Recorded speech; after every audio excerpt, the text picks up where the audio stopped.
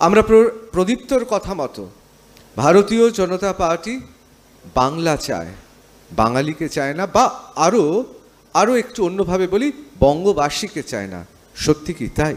এসব প্রশ্নের জবাব দেবেন তরুণজ্যোতি তিওয়ারি, আইনজীবী এবং ভারতীয় জনতা পার্টির নেতা, মুখপাত্র। নমস্কার। প্রথমেই বাংলা হান্টকে এবং R+কে অসংখ্য ধন্যবাদ। প্রদীপ্তদার কথাগুলো শুনছিলাম, তার আগে এই সাবজেক্ট 42-এ কি বাংলার ভবিষ্যৎ। তো 42 মানে মিন করা হয়েছে 42টা লোকসভাকে। এবার বাংলায় পুরোনো প্রভাব আছে, বেল পাকলে কাকের কি। লোকসভা নির্বাচন, কেন্দ্রের নির্বাচন, তৃণমূলের এটা নিয়ে চিন্তা না করলেও হবে। তোমার টোনে এক্ষুনি শুনছিলাম একটা অভিযোগ বা প্রদীপ্তদার অভিযোগ ছিল যে বিজেপি বাংলাকে চায়, বাঙালিকে চায় না। এটা একটু উল্টো হওয়া উচিত। তৃণমূল পশ্চিমবঙ্গের মানুষের ভোট চায়, পশ্চিমবঙ্গের মানুষকে চায় না। 100 দিনের কাজের টাকা, আমার তোমার করের টাকা, গরিব মানুষের করের টাকা, কেন্দ্র সে টাকাগুলো পাঠায় গরিব মানুষের জন্য। সে টাকাটা চুরি হলো। আবাস, প্রধানমন্ত্রীর স্বপ্ন ছিল গরিব মানুষের মাথার উপর ছাদ থাক, সেই টাকাটা চুরি হলো।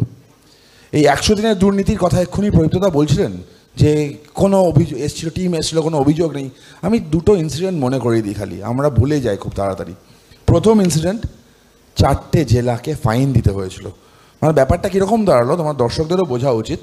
ফার্স্ট হচ্ছে চুরি হলো, চুরি হওয়ার পর চুরি ধরা পড়লো, ধরা পড়ার পর তাদের ওপর ফাইন হলো। সে ফাইনের টাকাটা মেটানো হলো আমার সাধারণ মানুষের করের টাকা থেকে। যারা চুরি করলো তারা কিন্তু শাস্তিটা পেল না। সেকেন্ড, আরেকটা ইনসিডেন্ট আমার মনে করানো উচিত। সাউথ 24 পরগনায় সায়ন আছে, সায়ন নিশ্চয়ই বলবে।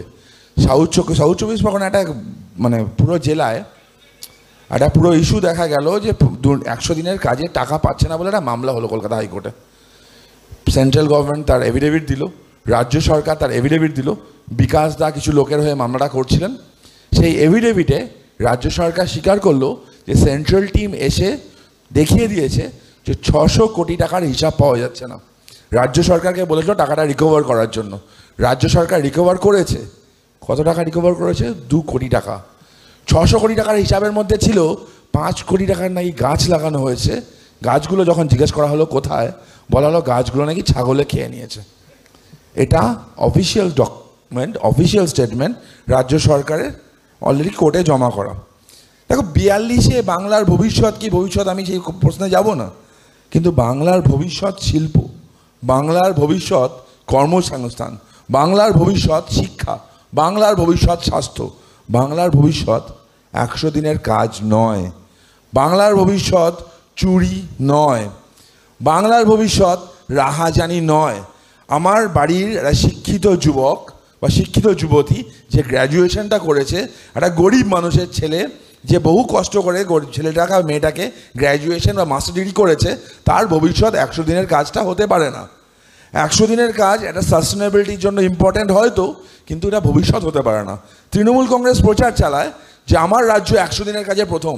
আমি জানি না কতটা গর্ব বলে এটাকে নিয়ে গর্ব করা যায়। একটা রাজ্য পরপর 5 বছর 100 দিনের কাজে প্রথম, তার এটা গর্বে করার বিষয় না, এটা লজ্জা করার বিষয়।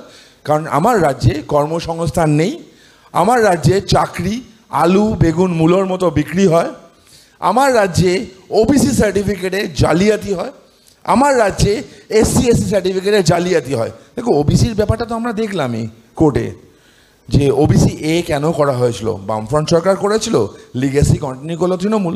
একই সাথে SC এবং ST সার্টিফিকেট, গর্গ আছে, আশা করি গর্গও বলবে। আমার একটা মামলা কলকাতা হাইকোর্ট অর্ডারও দিয়েছে। 2011 পরবর্তীকালে যে কটা SC/SC সার্টিফিকেট ইস্যু হয়েছে, ডিএমদের অর্ডার করা হয়েছে প্রত্যেকটা সার্টিফিকেট চেক করার জন্য। একটা মানুষ যাবে তো যাবে কোথায়? তার প্রত্যেকটা অধিকার, বাড়ি থেকে আরম্ভ করে, স্বপ্ন থেকে আরম্ভ করে, চাকরি থেকে আরম্ভ করে, এমনকি জাতিগত শংসাপত্র, সেটা পর্যন্ত যে রাজ্যে চুরি হয়, সেই রাজ্যে তো এইসব বড় বড় কথা মানায় না। প্রদীপ্তদা অনেক তাত্ত্বিক কথা বললেন, অনেক কথা বললেন। বাংলা নিজের মেয়েকে চায়, শুনতে খুব ভালো লেগেছে, দারুণ একটা স্লোগান। এই স্লোগানে আবার ভরসা করে তারা জিতলো ভোট। প্রশ্ন হচ্ছে, হাঁসখালির আমার 14 বছরের বোনটা, যাদের ওই তৃণমূল নেতার ছেলে লালসার শিকার হলো, যে সে বাংলার মেয়ে ছিল না। পার্ক স্ট্রিটের নাম বলবো না, সে বাংলার মেয়ে ছিল না, কামদুনি যে মামলাটা ঠিকঠাক এরা করলো না, সে মেয়েটা বাংলার মেয়ে ছিল না। সন্দেশখালী সব ঝুঠে, সব মিথ্যে কথা, তারা বাংলার মেয়ে ছিল না। সন্দেশখালী যদি সব মিথ্যে হয়ে থাকে, তাহলে পার্থ ভৌমিককে একটা সংবাদ মাধ্যমে গিয়ে কেন বলতে হলো ভুল হয়েছে? কুণাল ঘোষ মাঝখানে তার বৈরাগ্য যখন চলছিল দলের প্রতি একটু, তখন কেন তিনি বললেন ভুল হয়েছে? তৃণমূল কংগ্রেসে কেন ক্যাম্প করতে হলো ওখানে? জমি ফেরত দেওয়ার ক্যাম্প, অন্যান্য অভিযোগ নেওয়ার ক্যাম্প। আচ্ছা, প্রথম 376-এর অভিযোগ যেটা মামলা চালু হলো সন্দেশখালীতে, 376 এবং 376D মানে গ্যাংরেপ চালু হলো কোথায়? কে চালু করলো? পশ্চিমবঙ্গ পুলিশ চালু করলো, কিন্তু সব ঝুটে। একটা ইনসিডেন্ট না বললে খুব খারাপ লাগবে, দর্শকদেরও জানা উচিত। হাইকোর্টে এসে একটা মেয়ে একটা এফিডেভিট দিয়েছিল। হাইকোর্টে এখন লাইভ স্ট্রিমিং হয়তো 1 নম্বর কোর্টে এখনও খুঁজলে পাওয়া যাবে। সেখানে ভদ্রমহিলা এসে বলল তার বিয়ে হয়েছিল কলকাতায়, তাকে ডেকে নিয়ে যাওয়া হয়, বাবা মাকে ভয় দেখিয়ে সে বাড়ি যায়, শাহজাহান বাহিনী তাকে তুলে নিয়ে যায়, 15 দিন তাকে রেখে দেওয়া হয়, 15 দিন লাগাতার 3-4 জন করে প্রত্যেক দিন তাকে গণদর্শন করে, এবং যখন বাড়ির জমিটা আমার লিখে দিতে হয় বাবা যখন লিখে দেয় তখন তাকে ছাড়ে। তারা বাংলার মেয়ে নয়। আজকে বাংলার মেয়েরা লাঞ্ছিত নির্যাতিত, তারা বাংলার মেয়ে নয়। বাংলার মেয়ে কি শুধুমাত্র একটাই, মমতা বন্দ্যোপাধ্যায়। আমি আবার বলছি 42 পদ ঠিক করবে। প্রচণ্ড গরম পড়েছে, প্রচণ্ড গরমে ঘাসফুলটা শুকিয়ে গেছে এবং এই ঘাসফুলটাকে উপড়ে ফেলবে। আরেকটা কথা দেখো, আমরা লাস্ট এটা বলেই শেষ করব। সাধারণ মানুষ, মধ্যবিত্ত মানুষ, আমরা হাওয়াই চটি একটু বেশি দিন পরি, তো হাওয়াই চটি পুরনো হলে না পরতে নেই বেশি, পায়ে পেরেক ঢুকতে পারে, পেরেক ঢুকলে সেপটিক হয়। এবার হাওয়াই চটি দিল্লি না, ডাস্টবিনে যাবে।